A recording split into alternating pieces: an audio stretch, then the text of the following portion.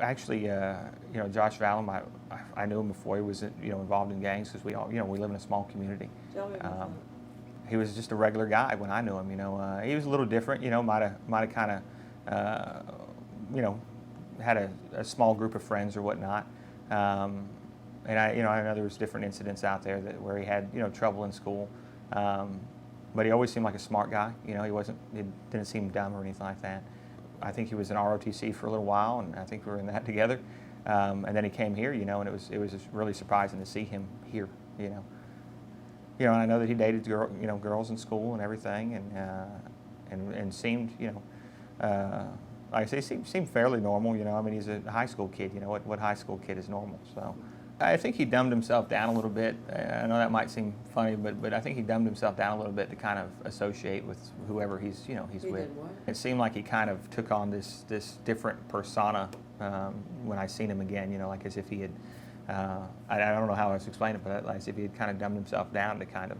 I don't know if it was to interact or to live this thug kind of lifestyle or what it was, but I remember him as being a real smart guy. But when he came here. That kind of seemed to have been gone. That wasn't the way he was anymore. Like I said earlier, he had trouble with his folks. I know. I don't even think his mother lived with him. Most of his childhood, and him and his father didn't always get along. And he was always kind of from house to house. And so, yeah, I think that he was looking for some place that he could call home.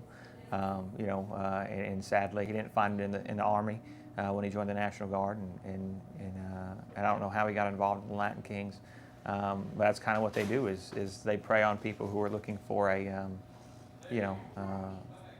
for camaraderie or for brotherhood or whatever you want to call it. I've seen lots of friends come in for different things. I've seen guys who I knew who were underclassmen come in for murder. I've seen, and so him coming in for that, I was surprised that he came in for something like that because we in and out of the same different circles and same classes and things, and so it's really weird for that to happen. This is an odd crime, and like I said, I always thought he was kind of smart, not necessarily common sense smart, but book smart. But I would have never thought that he'd kill somebody.